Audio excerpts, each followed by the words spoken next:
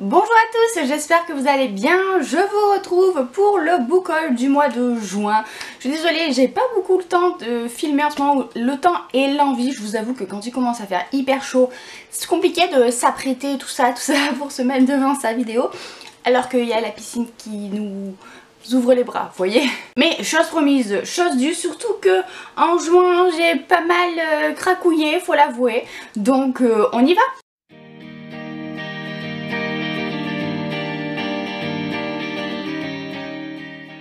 Question romance, il y a un achat et un service presse, ou plutôt un cadeau en fait, parce que j'ai eu une carte cadeau et avec je me suis pris l'anti-lune de miel de Christina Lauren. Ça fait très longtemps que j'ai pas lu ces auteurs là et là je vous avoue que le pitch m'a donné vraiment envie parce que ça a l'air d'être plein d'humour et qu'il y a une relation amour-haine. On va suivre Olive et Ethan qui sont chacun le témoin du marié ou de la mariée et il va y avoir une sorte d'intoxication alimentaire. Ils vont pas pouvoir partir en voyage de noces et du coup pour pas perdre des places, ils vont partir à leur place, Olive et Ethan, alors qu'ils ne peuvent pas se blairer. Mais ils vont faire semblant d'être en couple pour profiter quand même du paradis qui leur tend les bras. Voilà, apparemment ça a l'air vraiment drôle. Et c'est totalement ce que je recherche dans les romances contemporaines en ce moment. Un service presse cette fois-ci, c'est Scottish Bastard de Anna Kay Anderson. Ça va se passer en Écosse comme le nom l'indique. Et ça va être l'histoire de Queen qui est un homme d'affaires brillant et qui va se rendre compte que une femme qu'on ne connaît pas va épouser son vieil ami Fergus qui a 70 ans de plus. Et il trouve ça bizarre et voilà, la guerre va être déclarée entre eux deux. J'en sais pas plus, on verra bien ce que ça donne. Niveau littérature générale, je me suis pris plein de poches. Alors le premier c'est Tout le bleu du ciel de Melissa d'Acosta. J'ai entendu que du bien sur ce livre là. J'ai beaucoup hésité en fait à me le prendre parce qu'apparemment ça fait beaucoup pleurer. Mais il paraît que c'est très beau. Et aussi parce que c'est une belle brique, il faut bien l'avouer. Ça va être l'histoire de Émile qui n'a plus beaucoup de temps à vivre et qui va décider de partir en road trip. Et il va faire la route avec Joanne. En plus, c'est parfait puisque ça pourrait rentrer dans le Hello Summer Challenge catégorie en route, puisqu'il faut lire un livre avec un road trip. Donc je me suis dit, allez, c'est un signe, banco. De la lecture doudou avec Anne-Gaëlle Huon, je me suis pris Même les méchants rêves d'amour, puisque j'ai beaucoup aimé Le bonheur n'a pas de ride que j'ai lu il y a pas très longtemps. Du coup je me suis dit, allez, on continue dans la lignée. C'est encore l'histoire d'une vieille dame puisqu'on va retrouver Janine qui a 89 ans et qui commence à perdre la mémoire. Ça va être l'histoire de elle, de ses souvenirs et de sa petite fille Julia qui la rejoint en Provence. Donc ça a l'air mignon, ça a l'air peut-être un petit peu mélancolique mais on verra bien. En tout cas c'est un titre qui me tente. Je sais pas si je le lirai cet été, je pense pas vu tout ce que je dois lire, n'est-ce pas? Mais là aussi c'est encore une lecture parfaite pour le challenge. Idem avec le dernier Virginie Grimaldi en poche, Quand nos souvenirs viendront danser. Là aussi ça va parler de personnes âgées d'une maison de retraite. Non, enfin non, pas totalement de maison de retraite, d'un quartier où il y a beaucoup de personnes âgées et qu'une mairie veut raser. Donc du coup ces personnes là vont se rebeller. Et voilà, Virginie Grimaldi, c'est la seule chose que j'ai à dire pour justifier mon achat. Et du coup, comme j'ai acheté ces poches là, on avait droit à un poche offert et j'ai choisi Entre ciel et loup de Lorraine Fouché. J'ai encore jamais lu cet auteur. Je n'ai encore jamais lu cet auteur là, donc je me suis dit que c'était l'occasion parfaite. Et là encore ça va parler de personnes âgées, je viens de le voir. Alors, je vous avoue je l'ai pris, j'ai même pas regardé de quoi ça s'agissait, je sais juste que c'était en Bretagne. Et là on va parler de Jo qui a perdu sa femme et pourtant celle-ci lui a donné comme défi d'insuffler le bonheur dans le cœur de leurs enfants. Donc je pense là aussi que ça va être un livre tout plein d'amour. Et enfin le dernier achat poche, oui c'est ça, c'est Les 7 morts d'Evelyn Hardcastle de Stuart Thornton. Alors celui-ci clairement il est influencé par la vie de Myriam de Un jour un livre qui en parle depuis sa sortie VO, qui nous a donné tous très envie je pense de le lire. Même si pour le coup c'est pas mon genre de lecture privilégié puisque on va parler d'un meurtre qui a eu lieu un soir dans une demeure anglaise très luxueuse et en fait l'enquêteur, enfin je sais pas si c'est un enquêteur, remarque, Hayden Bishop a quelques heures pour retrouver l'identité de l'assassin et tant qu'il n'est pas venu à ses fins il est condamné à revivre sans cesse la même journée et donc la mort de Evelyn Hardcastle. Voilà, il a failli tomber, vous avez vu ça. Je suis quand même assez intriguée. C'est pas le genre de livre, voilà, comme je vous disais, que j'ai l'habitude de lire, mais je me dis que bon, ça peut changer de mes lectures habituelles.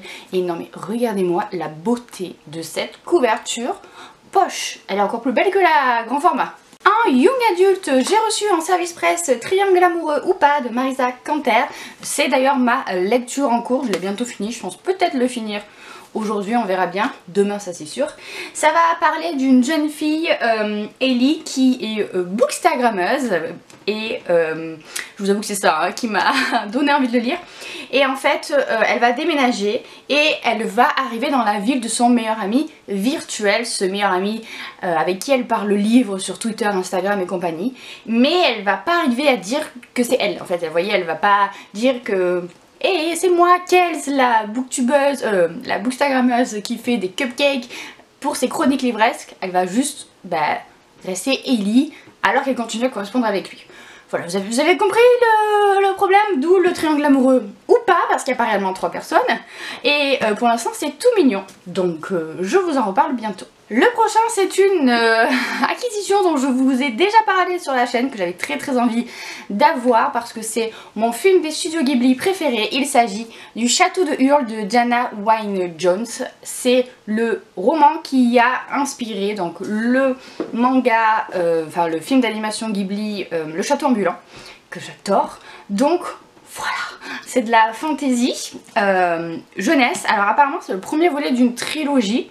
Je savais même pas que c'était une trilogie, je pensais que c'était un tome unique à la base.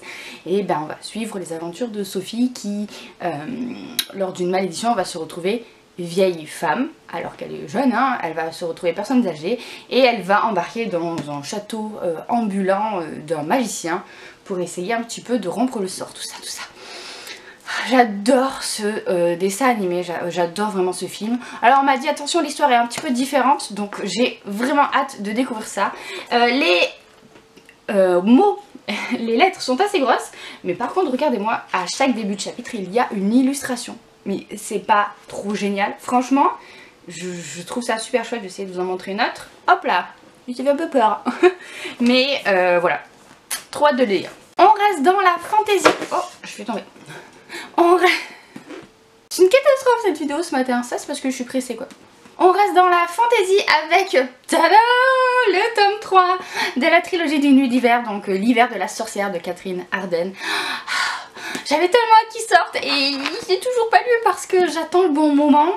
Et je pense que je vais l'attaquer incessamment sous peu, même si on est l'été, qu'on a absolument rien à voir avec l'hiver. Tant pis, clairement, j'ai trop envie de découvrir la suite et fin de cette trilogie dont j'avais adoré les 2 premiers tomes. Je vous en ai déjà assez rabâché sur ma chaîne. Mais pour faire court, c'est une sorte de trilogie fantasy qui se passe dans un univers un petit peu inspiré des contes russes. C'est juste génial. Mêmes éditions de Noël dans la collection Lune d'encre. C'est pas fait exprès, il s'agit de Pierre de vie de Jo Walton. Alors celui-là on me l'a offert pour mon anniversaire, sauf que avec le confinement tout ça je l'ai eu qu'en juin. C'est de la fantaisie domestique d'après ce que j'ai compris, alors j'en ai jamais lu. Et on va parler d'un petit village rural où le temps ne s'écoule pas de la même manière selon qu'il y ait de la magie ou pas, selon qu'il y ait des dieux ou pas qui interviennent. Et là ça va être le retour d'une déesse qui va tout chambouler d'après ce que j'ai compris. Et on va suivre de nombreuses femmes, donc vraiment ça m'a beaucoup attirée. Je pense que c'est assez spécial, mais c'est ça qui m'intrigue beaucoup. Et pour finir très rapidement, histoire de terminer la saga, les tomes 6 et 7 de Check Me Up, donc les derniers tomes du manga. Il faut que je lise les 3 derniers en fait, donc pour conclure cette série shoujo dans le milieu médical toute mignonne. Et ben j'aurai terminé, donc voilà, c'est tout pour cette vidéo, j'espère qu'elle vous a plu. Merci beaucoup à tous ceux qui continuent à me suivre, qui laissent des pouces en l'air, qui laissent des commentaires. D'ailleurs si vous avez lu ces livres-là ou s'ils vous font envie ou pas, hein, n'hésitez pas à me dire ce que vous en avez pensé. N'oubliez pas que le Hello Summer Challenge est en cours, vous trouverez plein d'informations en barre d'infos comme d'habitude. Tout comme le lien vers ma boutique Etsy de marque-page, vous avez tout en barre d'infos. Et sur ce, moi, je vous laisse, je vous fais plein de bisous, je vous souhaite de très bonnes lectures à venir et à bientôt dans une prochaine vidéo. Mouah.